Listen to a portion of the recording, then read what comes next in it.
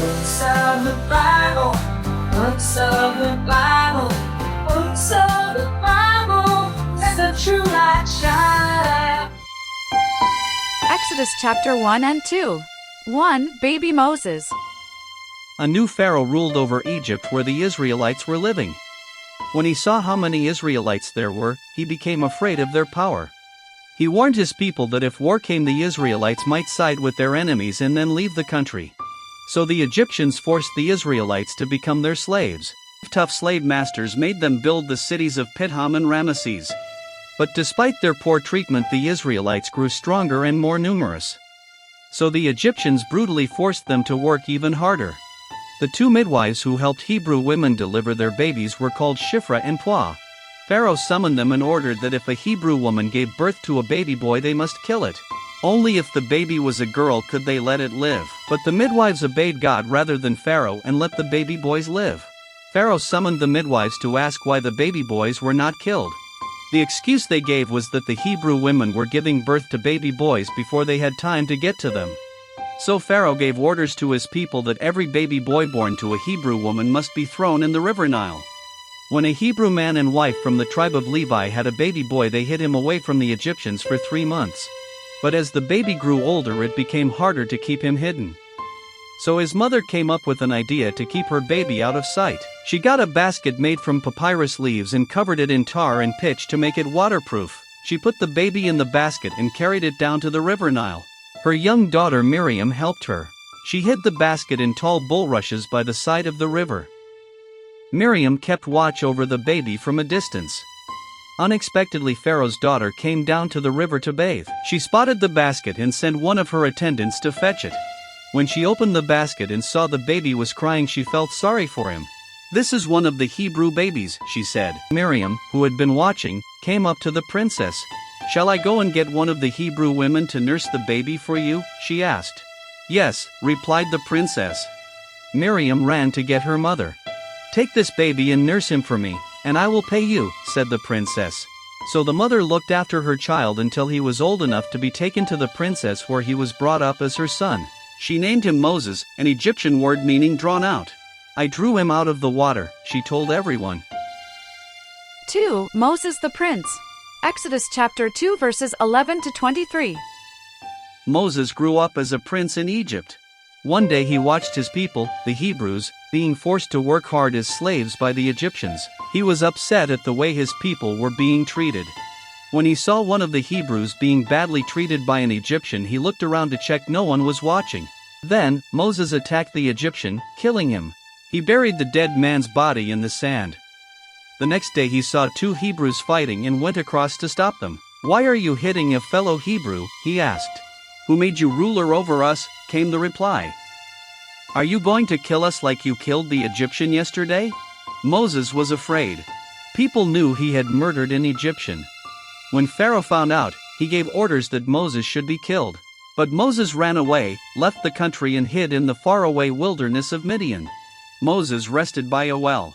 The 7 daughters of a local priest of Midian came to draw water from the well for their father's flock.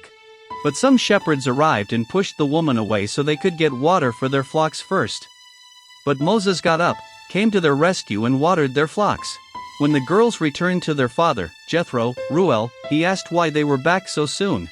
They explained how an Egyptian had helped them. "Invite him for something to eat," Jethro told his daughters. Moses was not only invited to the meal but to stay with the family. Moses agreed and later married Zipporah, one of Jethro's daughters. They had a son who Moses named Gershom. It meant, "I have become a foreigner in a foreign land." Sometime later Pharaoh died and a new Pharaoh came to rule. The Hebrew slaves cried out to God to rescue them. God heard their cries for help and remembered his promises to his people. He had a plan to rescue them, and Moses, who was looking after sheep in the wilderness, was part of that plan. 3. Moses and the burning bush. Exodus chapters 3 and 4. Moses was looking after the flock of his father-in-law, Jethro.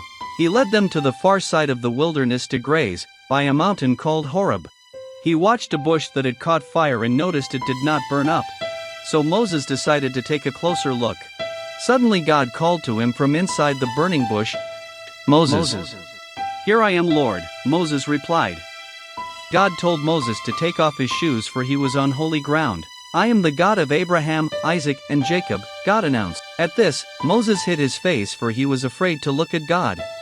God told Moses that he had seen the suffering of the Hebrew slaves. He was going to rescue them and lead them to a land of milk and honey where they would be free. "Go to Pharaoh and bring my people out of Egypt," God instructed. Moses started making excuses. "Who am I to do this?" God promised to be with Moses. He also promised that he would make a way for the Hebrews to come and worship him on this mountain. "But if I go to the Hebrew leaders, who shall I say sent me?" asked Moses. "Tell them, I am who I am, has sent you.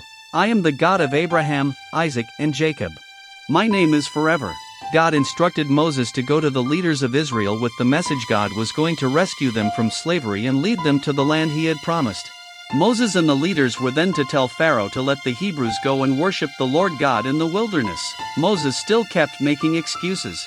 "But what if they won't listen to me?" he said. God asked Moses what he held in his hand. "A staff," replied Moses. "Throw it to the ground," said the Lord. When he threw his staff to the ground, it became a snake. Moses was scared and jumped away from it. "Reach out your hand and take the snake by the tail," said the Lord. As Moses grabbed the snake's tail, it turned back into a staff. "This sign will help them believe," said the Lord God. "Now put your hand inside your cloak." Moses put his hand inside his cloak, but when he pulled it back out, it was white with a terrible skin disease called leprosy. "Now put your hand back in your cloak," God ordered. When Moses pulled his hand out from his cloak a second time, his hand was healed. "If the Hebrew leaders don't believe these two signs, then take some water from the Nile and pour it on the dry ground. I will make the water turn to blood," the Lord told Moses. But Moses still kept making excuses. "I find it hard to speak well or very clearly."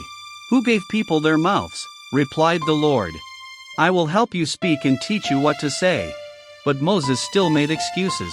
"Please send someone else to do this." God was angry with Moses. "Your brother, Aaron the Levite, can speak well. He is on his way to meet you. He will be your spokesman. Take your staff in your hand so you will be able to perform miracles." So Moses returned to his father-in-law Jethro and asked his permission to return to his people in Egypt. "Go, I wish you well," replied Jethro. Aaron had already been told by God to travel to meet them. Moses put his wife and sons on donkeys ready for the journey. "The Egyptians, who remembered what you did and wanted revenge, are now all dead," God reassured Moses. The two brothers met up at Mount Horeb, the mountain of God, and welcomed each other. Moses shared with Aaron all that God had told him. Then they all set off for Egypt to tell the Hebrew leaders that God had plans to rescue them.